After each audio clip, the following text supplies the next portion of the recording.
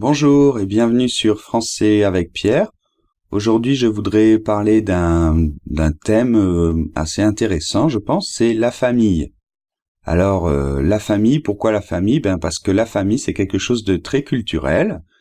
Les liens familiaux, la façon de comment on considère la famille suivant les cultures et suivant les pays, ben c'est très différent, c'est très révélateur d'une culture. Et donc je trouvais que c'était assez intéressant de vous parler dans ce petit podcast un petit peu de la famille en France. Alors la famille en France, surtout je vais le comparer en plus avec l'Espagne parce que en fait c'est quand on part de son pays qu'on se rend compte de beaucoup de choses, et c'est en partant de la France, puisque je vis à Madrid depuis quelque temps maintenant, que je me suis rendu compte de plein de choses, et notamment de comment les liens familiaux, comment on considère la famille en France, c'est un petit peu différent par rapport à l'Espagne. Alors, en France, bien sûr, la famille est importante, mais par exemple par rapport à l'Espagne, quand même, je peux dire que c'est un peu moins chaleureux. De toute manière, en général, par rapport à l'Espagne, la France est un pays un peu plus froid, on va dire, par rapport aux gens, de toute manière. Mais ça, tu t'en serais douté. Bon, alors, par exemple, il y a une différence assez importante, c'est que quand vous avez déjà vers 18, 20 ans, en général, les parents vous font comprendre que bon, c'est normal que vous partiez du foyer familial et que vous construisiez votre vie. Et en général, les jeunes vers 20 ans partent souvent de chez leurs parents, notamment quand ils font des études universitaires. Même si ils font des études universitaires dans la même ville que leurs parents, que là où vivent leurs parents. Alors, cela est possible déjà parce qu'en France, on vous donne des bourses scolaires. Il y a pas mal d'aides, j'en ai déjà parlé. Les aides sociales sont très importantes en France, même si ça diminue de plus en plus. Mais en général, les étudiants ont droit à des bourses et donc peuvent se payer un appartement, louer un appartement pour un prix bas ou très bas ou même complètement gratuitement.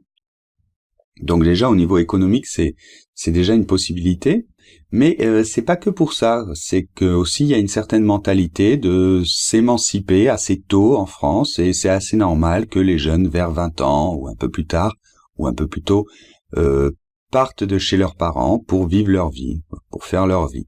Donc ça c'est un premier point assez important par rapport à l'Espagne où c'est beaucoup plus normal de rester chez ses parents assez longtemps. Et en plus, bon, les parents, en général, en Espagne, ne vous mettent pas la pression. Ils sont contents souvent d'avoir leurs enfants à la maison. Alors qu'en France, quand les enfants restent un peu trop longtemps, il y a certains parents, bon, je généralise, bien évidemment, il y a de tout après. Mais très souvent, les parents vous font comprendre, bon, ça va, maintenant, on s'est bien occupé de toi, il faut que tu construises ta vie. Donc voilà, à ce niveau-là, c'est assez important, le changement. Et puis aussi, même après, quand on grandit et quand on est un enfant grand, c'est-à-dire quand on a 25 ans, quand on commence à faire sa vie, quand même, les liens familiaux sont beaucoup moins chaleureux avec les parents. Après, on se voit bien évidemment, on fait des repas familiaux, surtout à Noël. Mais quand même, en Espagne, la famille est plus soudée, les parents veulent absolument voir les enfants. Et un point aussi très différent, c'est par rapport aux grands-parents et aux petits-enfants. Donc en Espagne, en général, les grands-parents sont complètement gaga, comme on dit, gaga de leurs petits-enfants. Ils veulent les voir absolument. Bon, en France aussi, les grands-parents aiment leurs petits-enfants.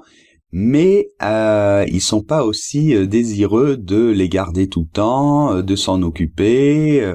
C'est pas comme en Espagne où presque ils se battent pour les avoir un maximum de temps. Donc voilà, et puis les grands-parents sont peut-être un peu moins gaga quand même en France, de leurs petits-enfants. Bon, et finalement, une dernière chose, je vais faire un podcast pas trop long, parce que je pourrais parler de ça pendant des heures. C'est un sujet, je vous en reparlerai dans un autre podcast, je pense. Une autre chose importante finalement aussi, c'est la manière d'éduquer les enfants, surtout quand ils sont tout petits.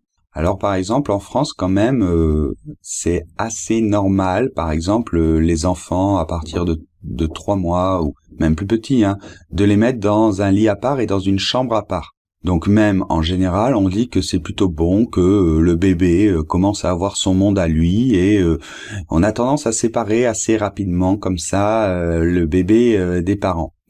Alors ça, c'est assez différent en Espagne.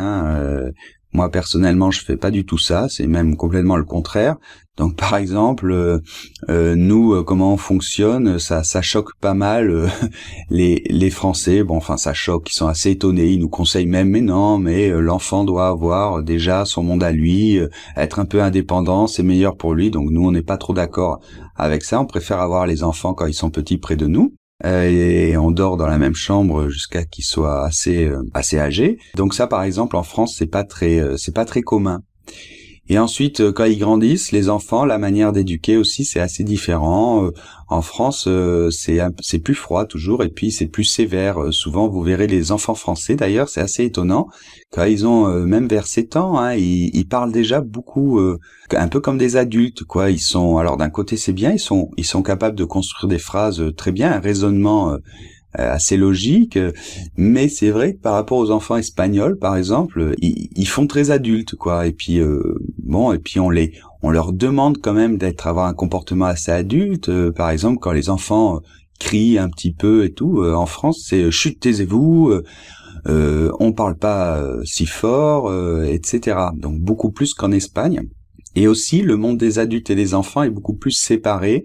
C'est-à-dire, par exemple, les parents ont tendance, quand il y a des amis, à déjeuner ou dîner à part et les enfants à part. On mélange moins les enfants et les adultes. Et ça, c'est très révélateur. Par exemple aussi, dans les restaurants ou dans les cafés, vous verrez très très peu d'enfants en France, ou alors à ce moment-là, c'est vraiment les parents ont décidé d'aller au resto avec les enfants, et par exemple, ils vont les amener au McDo ou dans une structure un peu adaptée pour les enfants.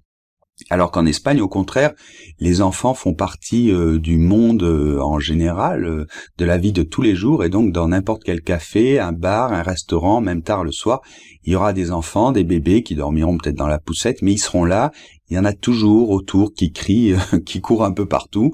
Mais bon, ça donne aussi une certaine énergie, une certaine vie. Moi, j'aime bien.